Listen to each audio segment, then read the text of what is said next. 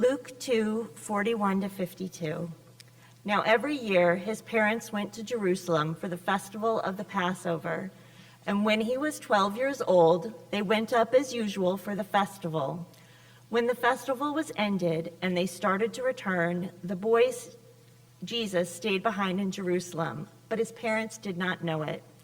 Assuming that he was in the group of travelers, they went a day's journey. Then they started to look for him among their relatives and friends. When they did not find him, they returned to Jerusalem to search for him. After 3 days, they found him in the temple, sitting among the teachers, listening to them and asking them questions. And all who heard him were amazed at his understanding and his answers. When his parents saw him, they were astonished, and his mother said to him, "Child, why have you treated us like this? Look, your father and I have been searching for you in great anxiety."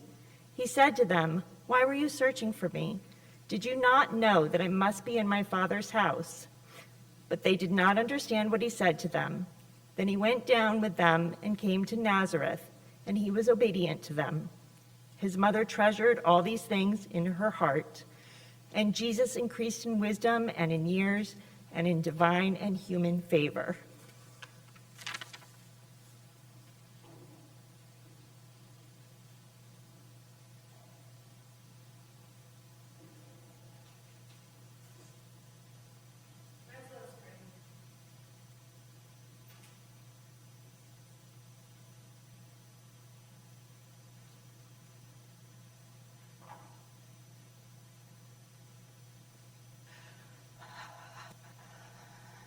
Gracious and loving, holy God, may our words and our thoughts, our reflections, this day and every day be a blessing to you and all you love.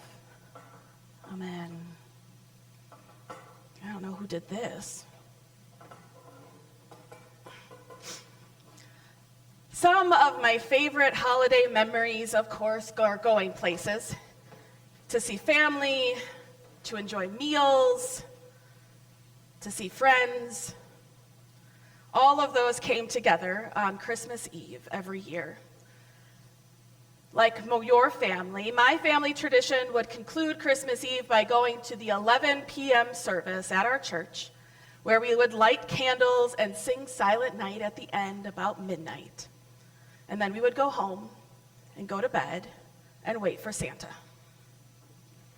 And there are many years that I don't think I made it to midnight on New Year's Eve, but I made it to midnight on Christmas. Once dinner was over and the presents were opened, the family presents were opened, we would put on our nicest, warmest, best church clothes that may have just come out of a box a couple hours earlier. And then we would pile into the minivan and drive all the way to church, a whole mile away. A perfectly walkable distance that we rarely walked even when the weather was nice. This, of course, is not an unusual ritual. It might have been yours too. And we went to church every Sunday morning. Even when we were on vacation and away from home, we might find a place to attend church.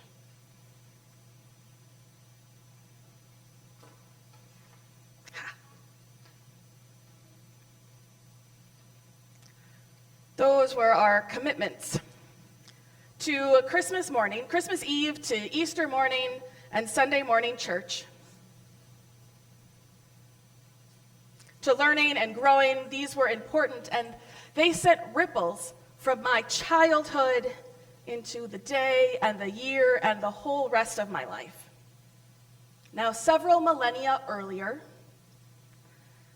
when there was no family minivan to pile into, we meet a young family and their kids, who are all 12 and under, who set off once a year, every year, to travel to Jerusalem for Passover. And Passover was one of the pilgrimage festivals, in one of three in which folks were expected to go to the temple. And by folks, I mean men. No one else was expected to go. Not everyone could travel, and not everyone could make it. It was expensive, it was far away. But every year, Mary and Joseph brought their family with them. An annual event was completely unlike my family's drive a whole mile on Christmas Eve on paved roads in a van. Nazareth to Jerusalem was over 100 miles, so that they traveled by foot, and so maybe they walked 20 miles a day, which would have taken them almost a week to get there, and then another week to get home. 5 days. It's 5 days. And that's the math I can do. And it would not have just been Mary and Joseph and their children. They would have been traveling in a crowd with extended families and neighbors and their children. There would have been very young and very old. They were probably traveling with their own siblings and cousins and neighbors. So many that when they left Jerusalem, they must have assumed that the children, particularly the oldest one who's supposed to be the most responsible, was with their auntie or their cousins or their neighbor. They were with someone who knew them and loved them and would care for them. This isn't neglect. It might be that there were other young children who lived near them in Nazareth, and they would move from home to home throughout the day, just hanging out. And sometime in the middle of the day, you're like, I don't know where my kids are, but you know they're safe. Now, I really only get to tell this story when this story comes up, but I like to tell it as often as possible. When I was a little kid, we were up at my grandmother's house, and everyone decided to go get food at the Big Boy restaurant. There were enough people visiting at my grandmother's house that it required 2 cars to get there. And when they arrived, they looked around. I was little. They looked around and said, "What do the little girls want?" Well, the little girls were myself and a family friend who were playing in the attic and didn't know everyone had left us. They all just assumed we were in the other car and we were fine. We were fine. I bring it up a lot, but I have no trauma based around it. We're fine. Now, in the ancient days, 13 was an age of accountability, of responsibility. A 12-year-old was on the cusp, was close to being an adult. Jesus then was more like a 16-year-old than a tween becoming a teen. And over the centuries, smart people have spent a lot of time reflecting on what this story means about who Jesus is, about what Jesus knew about who he was, about his relationship with God and his family, and about how this story is a pivot point from his parents being the primary movers and actors in the story to Jesus making decisions and choosing to go with his family and obey them. But it all begins and hinges in that very first verse on the commitments of Mary and Joseph to go to Jerusalem every year to celebrate the Passover. A commitment that had them walking 100 miles each way every year with all of their family and their children. A commitment that made ripples that they could see in the life of their 12-year-old on the cusp of adulthood when Jesus sat with their religious leaders and he asked them questions and he engaged in discussion and they found him insightful and reflective. We almost had Bible study here, which we've done before, because that seemed like that's what we do when we do Bible study together. We engage in conversation and are reflective, and we have some really insightful people. It's not me. Sometimes, but you too. That commitment rippled. Now, it is a new year, and you might be really excited about the next 12 months, or you might not be. And we are 5 days into the new year, which means you may have successfully kept every goal and resolution you have spoken into the world, or maybe not. That's okay. That's okay.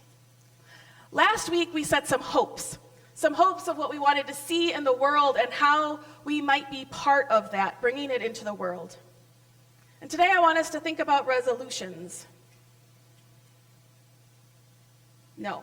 Today I want us to think about commitments and not resolutions. See, I think a New Year's resolution is trying to make us into someone different, better. And a covenant or a commitment of faith is one that we make out of who we already are. As I thought about faithful commitments this week, it was also, of course, a week filled with stories about President Jimmy Carter, who had a faithful commitment to his church, to be there on Sunday mornings, even through the presidency, teaching Sunday school, building houses, and eradicating the guinea worm. I mean, we know Jimmy Carter was a rare person in the world and had resources and access available to him that we might not, but also it came out of a faithful commitment that set ripples through his life, the life of his children, changed the world, changed lives, and cared and loved for people. Anyone can join Habitat.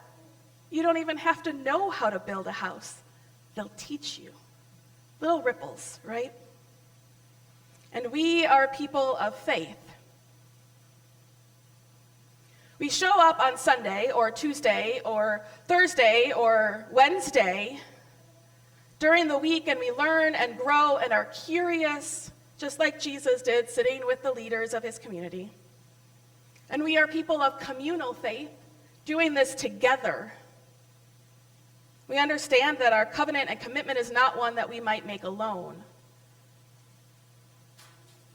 We learn and we commit that our covenants and who we are based out of who we are, and the commitments that we make send ripples throughout our lives, our families' lives, the community's lives, and the lives of our neighbors, both near and far.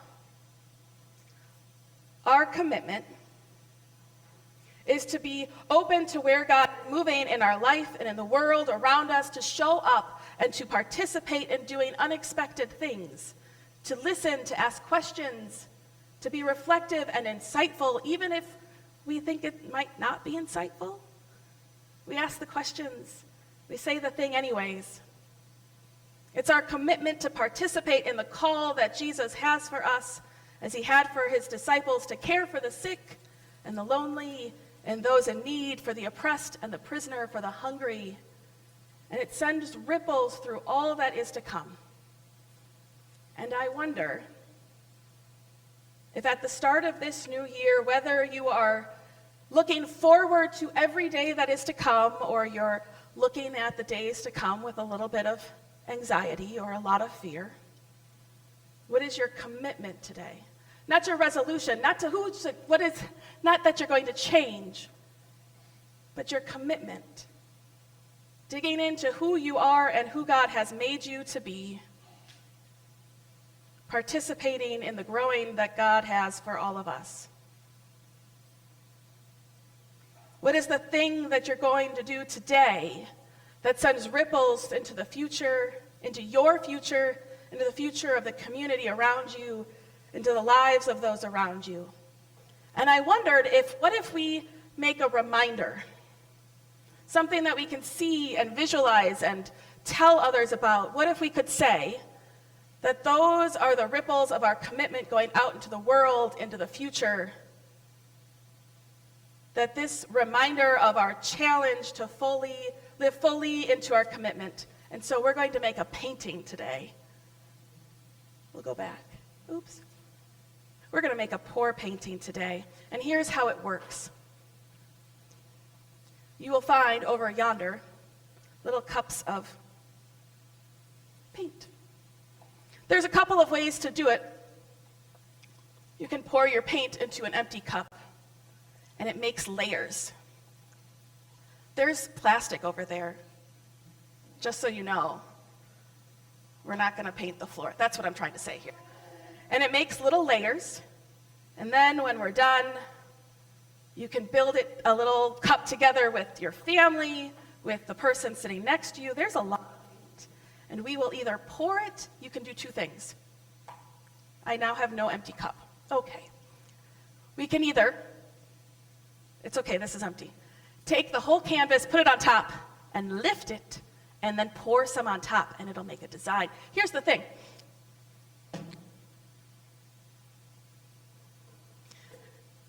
You can't control the outcome of the canvas. You just mix the colors, and it moves in waves and ripples on the canvas. It kind of just does what the paint and the canvas want it to. And we can't control the ripples of our commitment and our covenants of faith. As long as our covenant and our commitments are to Christ's mission to care and love ourselves and our neighbors, the ripples will be good. So let us together see what we can create. And if that is a commitment you are interested in this year, I invite you to join me in a modern interpretation of an old prayer that comes from the Wesley tradition. It's in your newsletter in case you haven't read it yet. So you don't have to ask me for it later, but it's there. Check your newsletter. Let us, if you are interested, if you are willing, let us join in prayer. I am not my own self-made, self-reliant human being.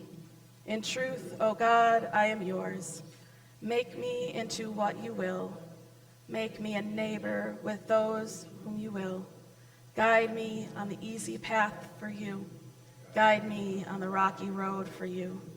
Whether I am to step up for you or step aside for you. Whether I am to be lifted high for you or brought low for you. Whether I become full or empty, with all things or with nothing, I give all that I have and all that I am for you. So be it. And may I always remember that you, O God, and I belong to each other. Amen. Amen. Friends, let us sing.